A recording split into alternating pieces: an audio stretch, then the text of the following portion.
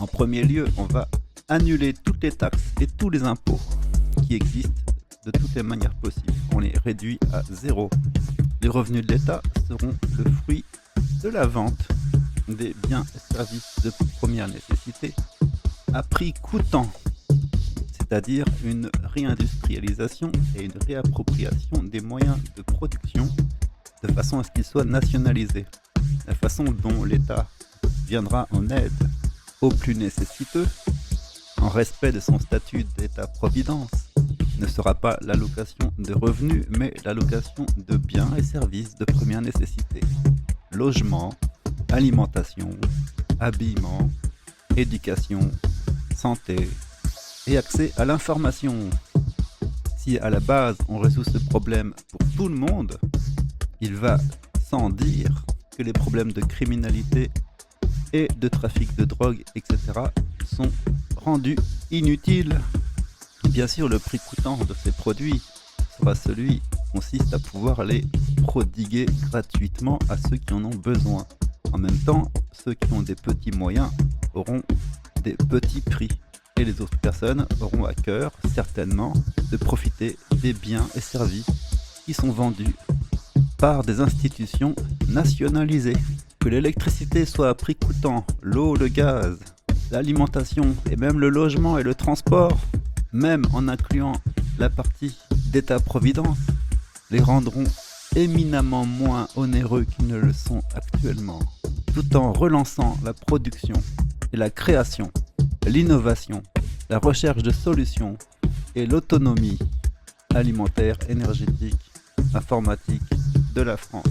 Dans le même temps, ces produits, en tout cas les produits alimentaires, respecteront les normes les plus strictes, au sens où seuls ceux qui ne sont pas bio auront un label dédié, mais tous les autres produits par défaut seront bio, locaux, sans produits chimiques, sans rien de néfaste pour la santé, car c'est le but premier de l'alimentation, de concourir et de participer à la bonne santé des gens.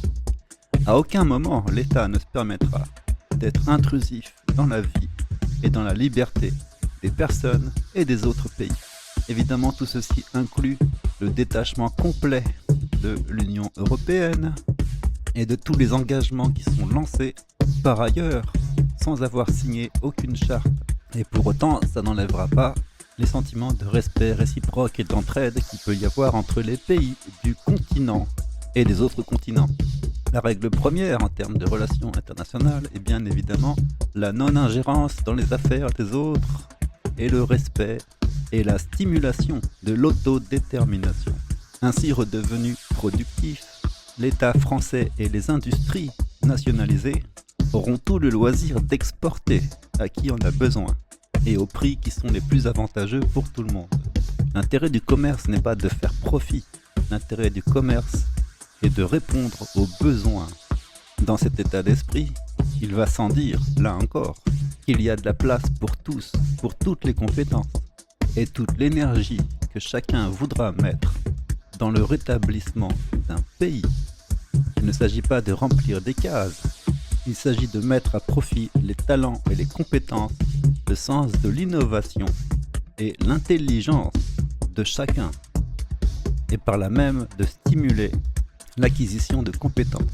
Car une fois démis des obligations de faire du profit, de chercher des stratégies tordues pour créer des marchés inutiles ou nuisibles, il reste encore beaucoup à faire pour le bien commun, et même beaucoup plus à faire pour le bien commun que pour les profits nuisibles.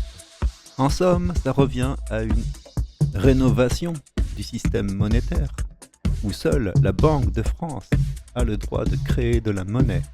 Ça consiste aussi à se défaire des dettes de la manière la plus prompte et définitive possible. Et sur le plan politique, puisque ça revient à faire un très grand nombre de choix et de décisions à prendre, cela signifie et implique que les citoyens seront consultés à chaque grande question, et même aux petites, via des systèmes qui seront mis en place pour discuter rationnellement des arguments et prendre les décisions qui ont les meilleurs résultats. Il s'agit donc d'avoir à la tête de la France une industrie scientifique qui réfléchit aux questions, qui compare les données, qui mesure les effets, qui réfléchit aux choses. Et là encore, chacun est invité à contribuer, tant les questions philosophiques et morales sont sans fin. Il ne s'agit pas pour nous de prendre exemple sur qui que ce soit dans le monde, ou encore moins de continuer ce qui a été fait de travers depuis longtemps. Il s'agit d'innover, de repenser, d'envisager l'avenir sous un nouveau jour, de faire en sorte que les nouvelles innovations soient toujours profitables et non pas de nouvelles contraintes qui vont appauvrir et effrayer les gens. À ce titre, on peut penser à la robotisation à outrance des tâches difficiles. On peut penser à rénover complètement le rapport au travail en cherchant l'efficacité, en récompensant les succès. Parce que c'est bien beau ce que fait le groupement des BRICS, le Sud global, en voulant rattraper son retard des 30 glorieuses qu'ils n'ont pas vécues. Mais nous, on sait comment ça se termine. Il est donc question d'avancer, d'innover et de s'affranchir des limites psychologiques qui empêchent tout le monde de vivre, c'est-à-dire de se montrer rationnel et objectif.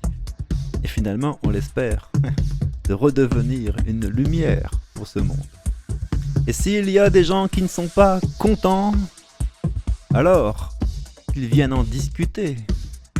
On n'aura aucun mal à les convaincre du bien fondé, du respect de la charte des droits de l'homme et du respect de la charte de l'ONU. Et toutes les transformations politiques, les réformes, les refontes qui vont inévitablement découler de ce besoin seront ouvertes et publiques. Toutes les discussions seront publiques, car nous estimons et nous avons besoin que le peuple soit conscient, bien informé, pour être capable de décider. Alors évidemment, ça ne se fera pas en un jour, mais quand même, en quelques années, on peut poser les bases fondamentales d'un système spécifiquement dédié à répondre aux besoins de tous, c'est-à-dire au service de l'humain, et non pas d'un système qui a besoin des humains pour être à son service, sans qu'il ne voit jamais rien revenir en retour et que constamment, il ne fasse que tout perdre. Vous voyez bien que c'était stupide ce qu'on faisait. Ça servait les intérêts de qui? De 12 personnes sur toute la Terre? Eh bien qu'elles viennent ces 12 personnes et on en parle. Nous, pendant ce temps, on s'organise en tant que peuple pour la survie du pays et même de l'humanité. Parce que c'est comme ça qu'il faut penser, sur le long terme et sur le très long terme. Ce qu'on veut, c'est pas seulement répondre à nos besoins immédiats, c'est répondre aux besoins des générations futures, à qui on lègue ce qu'on a fait. Et la question se pose alors, qu'avons-nous fait? Qu'avons-nous à léguer à l'histoire et aux générations futures? Est-ce qu'on va se contenter du message qui consiste à leur dire « Débrouillez-vous avec ça, on a fait ce qu'on a pu ». La seule chose qui peut leur arriver, c'est de faire ce que nous faisons aujourd'hui. Et la seule chose qu'on peut se dire, c'est qu'il vaut mieux le faire le plus tôt possible que trop tard. Aujourd'hui, on en a encore la force, le pouvoir et la capacité. Mais demain, quand tout le monde sera ruiné, ce sera fini. Et comment une espèce humaine arrive à se débrouiller pour se ruiner complètement sur une planète aussi riche et luxuriante à la base? Ça, c'est la définition de la folie humaine.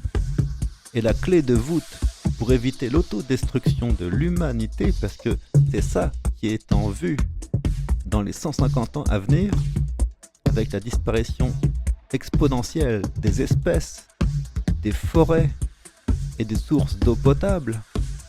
La question est comment on se débrouille pour être aussi mauvais, pour se laisser faire par une bande de fous qui n'agissent que sous l'égide de prétextes qui sont toujours fallacieux pour des raisons qui sont cachées et inconnues et qu'il ne vaut même pas la peine de chercher à comprendre tellement c'est stupide. En l'espace de 10 ans, il n'y aura plus que 4 heures de travail par jour et par personne. Et pourtant, tout le monde vivra confortablement et aura le loisir de développer toutes les compétences dans tous les domaines qu'il veut. Un humain est fait pour se tourner vers les étoiles, pour penser, pour réfléchir, pour philosopher, pour progresser, pour s'épanouir Et en dessous de ça, l'infrastructure systémique doit être à son service pour lui fournir ce dont il a besoin pour vivre, sans que ceci ne soit tellement laborieux que ça lui demande de consacrer l'intégralité de sa vie sans rien avoir en retour et sans rien léguer aux générations futures. Le système actuel, c'est comme de patauger dans de la boue et de s'y enfoncer. Un système fonctionnel est un système qui demande peu d'efforts pour fonctionner à pleine capacité, de façon justement à laisser les humains libres d'évoluer. Que penseriez-vous d'un immeuble qui soit constamment en train de s'effondrer, qu'il faudrait réparer tous les jours pour pouvoir y habiter, et que si on manquait un seul jour, c'était fini? Ce n'est pas viable, ce n'est pas possible. Et pourtant c'est ça le système dans lequel on vit actuellement. Et c'est devant la critique qu'on peut faire du système qu'on peut très facilement fabriquer un système viable et fonctionnel et se départir de tous les freins qui nous en empêchent. Car ces freins ne sont rien d'autre que psychologiques. Et je pense que tout le monde aujourd'hui, du moins dans la grande partie, a une conscience suffisante de la situation actuelle pour concevoir qu'on peut beaucoup mieux faire que ce qu'on fait actuellement. Et que le principal problème, il ne vient pas des gens, mais des structures. Parce que ces structures sont aberrantes. Et les représentants officiels des nations, les dirigeants, les élites, n'ont aucune imagination. Elles ne font que répondre aux contraintes des structures qui sont aberrantes. Et pourtant, une structure, c'est quoi? C'est immatériel. C'est juste la façon dont on organise les composants du réel. La façon dont on relie les choses et les gens entre eux. La structure est une chose qui pèse 0 gramme et qui prend 0 seconde. C'est juste une chose qui doit être connue, comprise, intégrée. Et pour cela, il faut des lignes directrices claires et stables, évidentes, logiques, limpides. Et c'est l'acquisition de la connaissance de cette structure qui marquera le premier pas dans une nouvelle ère.